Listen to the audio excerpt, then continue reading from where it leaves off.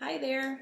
I just wanted to show you how I cook one of my favorite meals that I recently put together, and it's a rice noodle stir fry, vegetable stir fry with rice noodles. And I'm going to start with my own homegrown broccoli that I've frozen in the freezer, and it's pretty hard right now. It's frozen solid, so I'm going to have to rinse it in a colander under the warm tap water to get it to loosen up, and then I'm going to be able to chop it that way. I also am going to use onions, great flavor additive, some garlic, and to stir fry it, this one I'm going to use coconut oil. I do like to use no oil at all in my stir fries, but the unrefined organic coconut oil is a really yummy flavor to add to it. So I'll do a couple tablespoons at the beginning of my stir fry. The flavors that I'm going to add are soy sauce, and this is Bragg's Liquid Aminos. It's naturally fermented and it has low sodium, so it's a good choice, and it doesn't have any glutamic acids added to it, which upset my stomach. Some pure sesame oil. It's the dark kind that has lots of flavor. This I don't cook with. I add at the end as a flavoring. Rice sticks or rice noodles. These have rice and cornstarch in the ingredients. If you happen to be sensitive to cornstarch, you'd probably be able to put this stir fry over just plain old brown rice, or anything that you could eat the stir fry with the vegetables by themselves. They're delicious. Some optional flavorings that you can add are some mushrooms if you like those, some ginger root, and I'll show you how I'll grate that in. And then some crushed sesame seeds add a nice sprinkle of flavor at the end.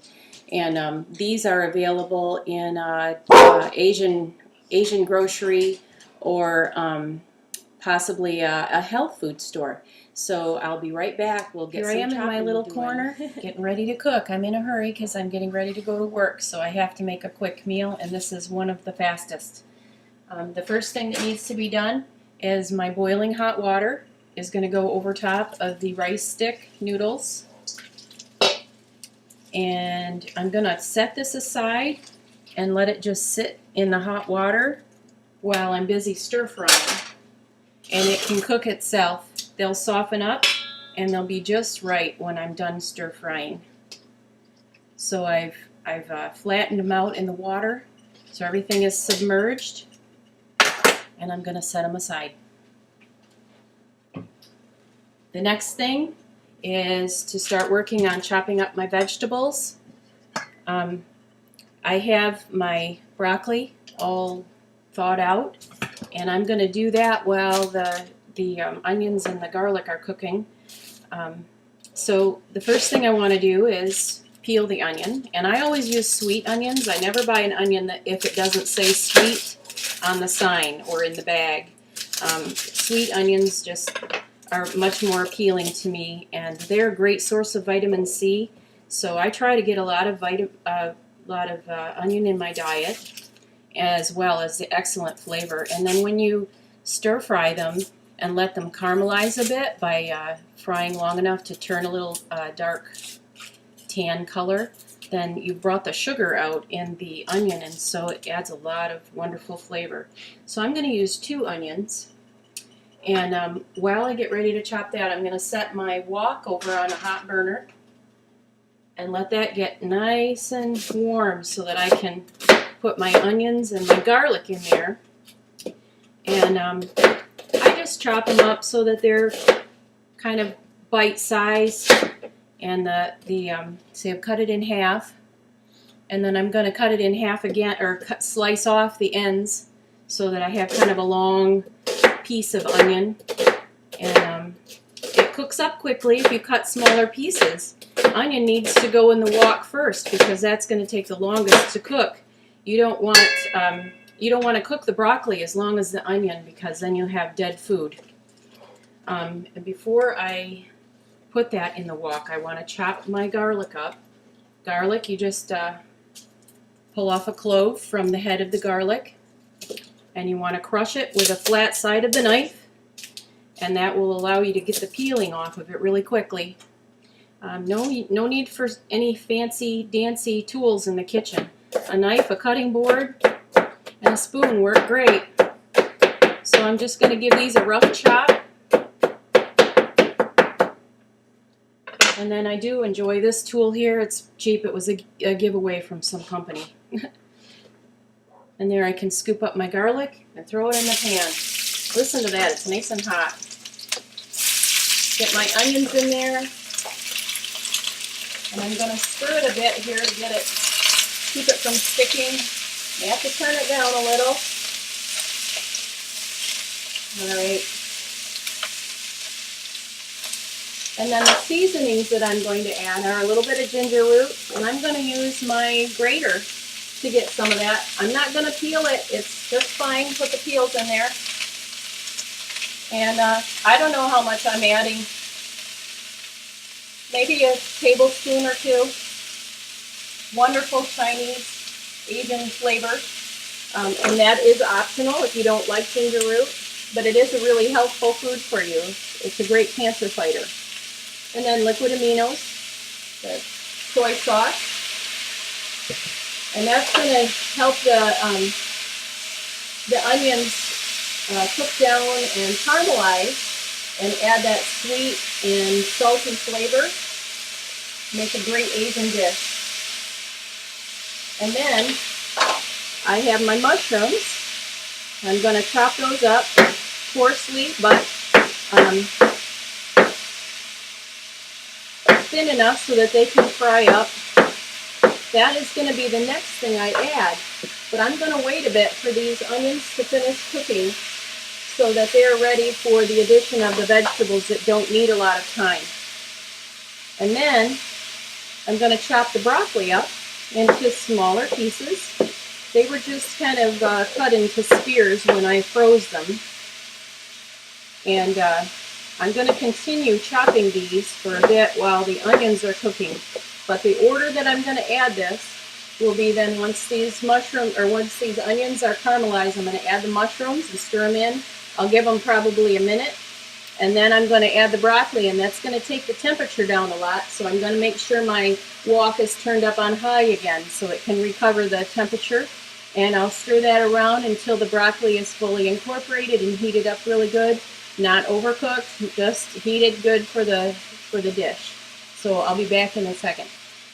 All right, now the onions and the garlic and the mushrooms have all gotten nice and hot, and the mushrooms are starting to sweat a little bit. That means some of the moisture is coming out of the vegetable. And remember, I told you I was going to use some coconut oil for this at the beginning, but if you didn't want to use any oil, you want to do a fat-free, you could just have a little water off to the side and make additions of water to keep that vegetable from sticking on the bottom of the pan. It's completely doable, and I enjoy doing it that way many times. Okay, so I've added more soy sauce after I put the mushrooms in there just to keep adding more flavor, and I felt it just needed a little bit more. Now I'm ready to put my chopped broccoli in, but I wanted to tell you about something this year that I started to add to my broccoli. In fact, I decided that I really like broccoli leaves, and so we harvested all the leaves that we could from our broccoli plants this year, and I wasn't afraid to add a few of those into my frozen broccoli. But then I also took just leaves and got those ready for the freezer and put them in so that I can make them in addition to soups and stir fries for the nutrition. This doesn't have any meat in it, and this is our nutrition right here. This is full of calcium and protein and lots of cancer-fighting phytochemicals. So that's why I'm cooking with all this broccoli today. So again, my heat is turned up on high because these broccoli pieces are cold. They're not frozen anymore, but they are cold, and they're going to bring the heat down. So I want to have a nice hot burner. And I'm going to just stir it and keep it tossed until the broccoli is warm and ready, temperature ready for eating. I don't really need to cook the broccoli because it was cooked before I put it in the freezer. The steaming process takes anywhere from 1 to 3 minutes on the broccoli before you put it in the freezer, so it's cooked well enough to eat. And broccoli, of course, is best when it's raw, so you want to try not to cook it too much. Some of the bad flavors come out in broccoli a little more too, so when you cook it, you want to keep the time short. So before I get ready to combine this with the rice noodles, I'm going to be tasting it and making sure there's enough soy sauce on here, and then I will move it over to the next station. Here we are back at our station where we started. And the noodles are all fully cooked, but look how long they are. It's kind of hard to get them on your fork without twisting, so I'm going to make it a little easier to eat. I just like to shovel it in when I'm having lunch in a hurry, so I like to cut these up, and I use my kitchen scissors.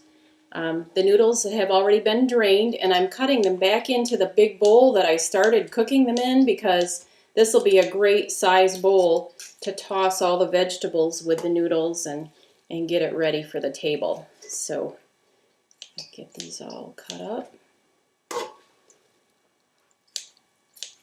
And I think probably in all the cooking time took about 15 minutes from the time that I started the video with you. So it's a pretty fast meal. All right, I'm going to set that aside.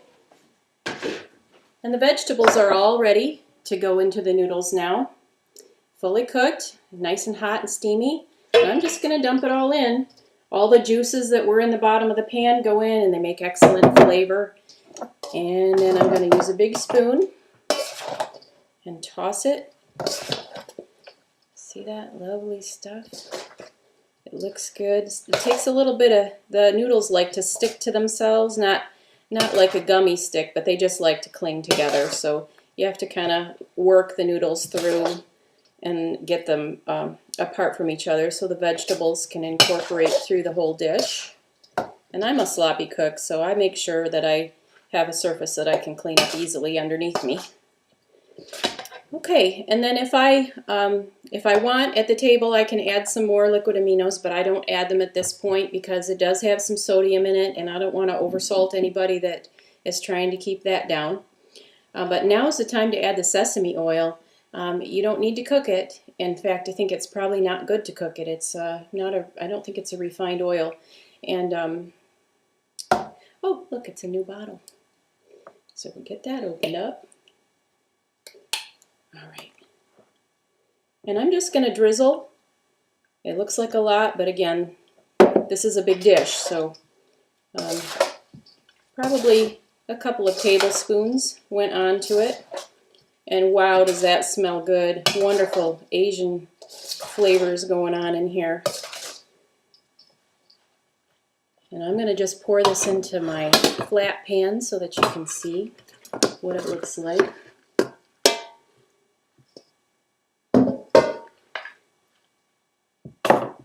Doesn't that look good? And then I'm going to finish it off with a sprinkle of crushed sesame seeds. But this is optional if you can't find them or you can't afford them. No need. It's really an inexpensive dish. The noodles are just a couple of dollars. The vegetables would be inexpensive if you had to buy them frozen in the store or use fresh. And if you use them fresh, I would recommend a little bit more time in the wok to get them cooked through. Or you could blanch them ahead of time or steam them a little bit, not too long, and then have them chopped up and ready for the pan. So next step is eat and get going. I have a big plate full, and yes, I will eat all of this and maybe take a second helping, because this fills me up and it keeps me going. It gives me lots of energy for my job, and my job is really physical. I'm also going to add a little vegetable ferment on the side to give me some probiotics, but that's another video. I have my seasonings handy. I probably won't add any though because this smells good and I think it's just right. Have a good day.